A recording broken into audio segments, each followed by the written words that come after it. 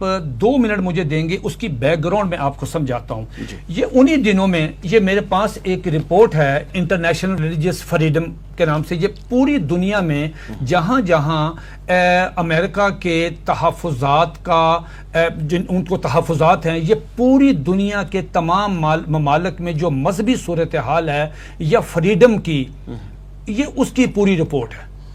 اس میں انہوں نے یہ چیز آپ غور سے سنیں گے تو آپ کو مزہ آئے گا. اس میں انہوں نے کیا کیا, اس میں انہوں نے یہ لکھا کہ اس گورنمنٹ سے کہا کہ ہم آپ پہ بہت زیادہ خوش ہیں.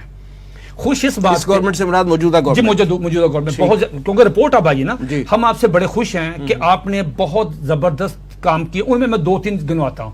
انہوں نے اس رپورٹ میں انہوں نے کہا کہ ہم خوش یہ ہیں کہ آپ نے گرو نانک کے نام سے ایک یونیورسٹی بنا رہے ہیں, اپروو کر دیا. پھر آپ نے ایک کوریڈور آپ نے وہ راہداری کھولی ہے, وہاں پہ آپ نے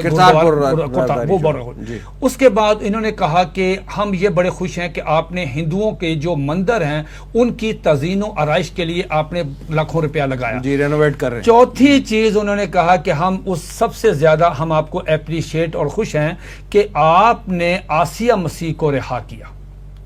ٹھیک ہو گیا. 5واں انہوں نے ان کو 4 چیزیں دی ہیں کہ 4 چیزیں اب آپ کے ذمہ ہیں.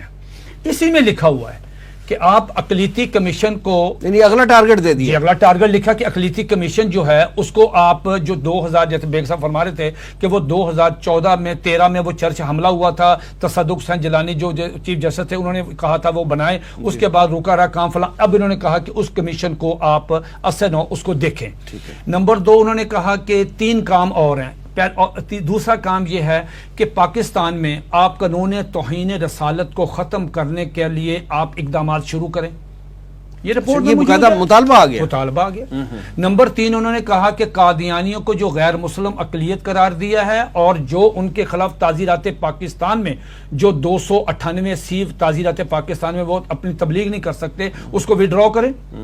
اور چوتھا انہوں نے یہ کہا ہے کہ جتنے بھی گستاخان رسول ہیں پاکستان, نام لیے ہیں جنید حفیظ کا, وسیم صاحب جنید حفیظ جس کا انہوں نے نام لیا ہے, اور بھی نام, ایاز نظامی کا نام لیا ہے, ایک اور تیمور کا نام لیا. ٹھیک, آپ پڑھیں گے آپ حیران ہو جائیں گے کس میں. انہوں نے کہا جتنے گستاخان رسول ہیں سب کو چھوڑیں, اس میں جنید حفیظ کا بھی ہے. ایک پروسیس چلا, پولیس کا پروسیکیوشن ہوئی, سارا کچھ ہوا.